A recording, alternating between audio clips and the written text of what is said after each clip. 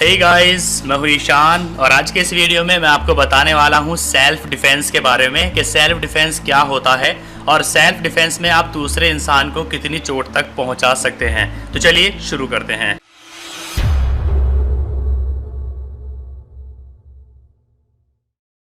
भारतीय दंड संहिता की धारा 96 से लेकर 106 तक की धारा में सभी व्यक्तियों को सेल्फ डिफेंस का अधिकार दिया गया है।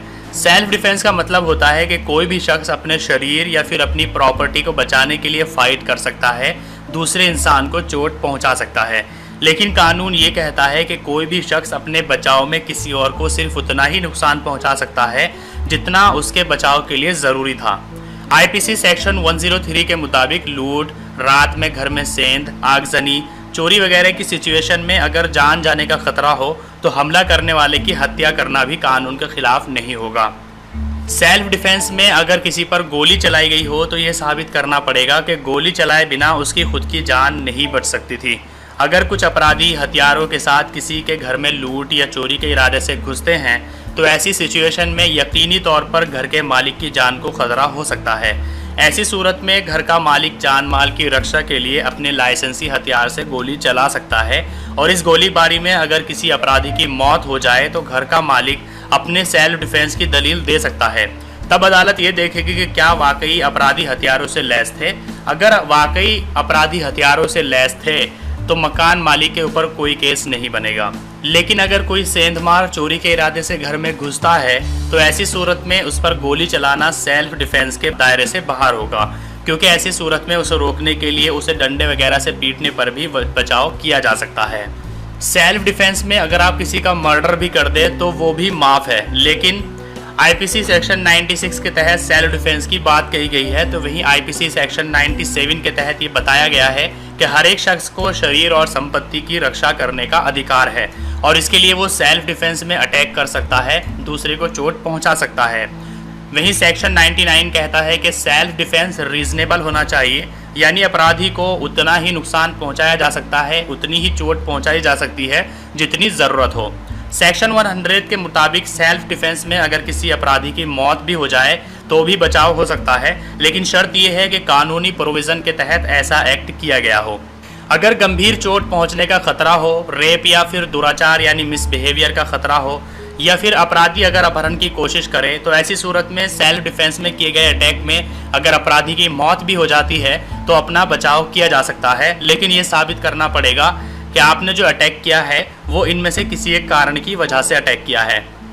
2015 से पहले कोई भी व्यक्ति अपने और अपनी प्रॉपर्टी के डिफेंस के लिए कानून हाथ में ले सकता था, दूसरे को चोट पहुंचा सकता था। लेकिन 2016 में सुप्रीम कोर्ट में राजस्थान का एक ऐसा केस आया कि जिसने सेल्फ डिफेंस के दायरे को और बढ़ा दिया। कोर्ट ने कहा कि अगर कोई शख्स अपने पेरेंट्स या फिर अपनी फैमिली पर हमला होते हुए देखे तो उनके बचाव में कानून हाथ में लेने का हक है। सुप्रीम कोर्ट का ये फैसला राजस्थान हाई कोर्ट के उस फैसले पर आया जिसे सुप्रीम कोर्ट में चुनौती दी गई थी। इसके बाद से अब अपने डिफेंस में भी दूसरे को चोट पहुंचाई जा सकती है, अपनी प्रॉपर्टी के डिफेंस में भी कानून हाथ में लिया जा सकता है और साथ ही अगर अपने पेरेंट्स या अपनी फैमिली पर कोई इंसान हमला होते हुए देखता है तो भी कानून हाथ में ले सकता है। मामला राजस्थान का था जहां एक परिवार पर पड़ोसियों ने धारदार हथियार से हमला कर दिया था। बुरी तरह से मुखिया ने जख्मी होकर दम तोड़ दिया था। इसके बाद अपने पिता पर हमला होते हुए देख उसके बेटों ने पड़ोसियों के साथ मारपीट की थी। इस मामले में पहले राजस्थान की एक ट्रायल कोर्ट ने दोनों भाइयों को दोषी पाते हुए 2 साल की सजा सुनाई थी और बाद में ये केस जब हाईकोर्ट पहुंचा तो वहां भी उनकी सजा को बरकरार रखा गया था, जिसके बाद हाईकोर्ट के फैसले को दोनों भाइयों ने सुप्रीम कोर्ट में चुनौती दी थी।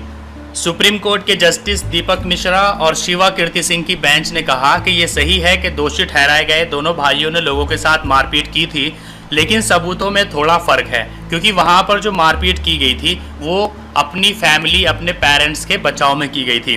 दरअसल दोनों भाइयों ने पेरेंट्स पर हमला होते हुए देखा और बल का प्रयोग किया, जिसे ट्रायल कोर्ट ने फैसला लिखते हुए ज़्यादा अहमियत नहीं दी थी। इसी के चलते उन्हें दोषी करार दिया गया था। इसके बाद ट्रायल और हाई कोर्ट के फैसले को बदलते हुए सुप्रीम कोर्ट ने फैमिली डिफेंस के लिए कानून हाथ में लेने वाले दोनों आरोपियों को बरी कर दिया। इस केस के बाद से अब कोई भी व्यक्ति अपने डिफेंस में भी कानून हाथ में ले सकता है, अपनी प्रॉपर्टी के डिफेंस में भी कानून हाथ में ले सकता है और अपनी फैमिली, अपने पेरेंट्स के डिफेंस में भी कानून हाथ में ले सकता है। कई बार ऐसा भी देखने को मिलता है कि जब गली मोहल्ले में चोर, झपटमार या फिर छेड़छाड़ वगैरह के आरोपी पकड़े जाते हैं तो भीड़ गुस्से में उनके साथ मारपीट करती है, लेकिन कानूनी तौर पर किसी भी ऐसे आरोपी के साथ मारपीट नहीं की जा सकती है। सीआरपीसी सेक्शन 43 के तहत आम पब्लिक को यह अधिकार तो है कि वो कॉग्निजेबल क्राइम होने की सिचुएशन में आरोपी को पकड़ सकती है और पुलिस के हवाले कर सकती है, लेकिन कानून किसी को भी अपने हाथ में लेने का अधिकार नहीं है। आरोपी के साथ पुलिस भी मारपीट नहीं कर सकती, तो फिर भीड़ तो बहुत दूर की चीज़ है। किसी भी आरोपी को सिर्फ कानून के तहत ही सज़ा दी जा सकती है। तो दोस्तों, आज के इस वीडियो में आपने जाना कि सेल्फ डिफेंस क्या होता है, सेल्फ डिफेंस में आप दूसरे व्यक्ति को कितनी चोट पहुंचा सकते हैं और किन किन कंडीशंस में आप दूसरे व्यक्ति का मर्डर तक कर सकते हैं। दोस्तों, अगर आपको ये वीडियो अच्छा लगा है तो उसको लाइक करिए। अगर आपके मन में कोई क्वेश्चन है तो आप नीचे कमेंट करके हमसे पूछ सकते हैं। इसके अलावा अगर आपने अभी तक हमारे यूट्यूब चैनल को सब्सक्राइब नहीं किया तो मैं आपको सजेस्ट करूंगा कि अभी सबसे पहले हमारे यूट्यूब चैनल को सब्सक्राइब करिए, ताकि इस तरह के नए नए वीडियोज़ आपको रोज़ाना सबसे पहले मिलते रहें।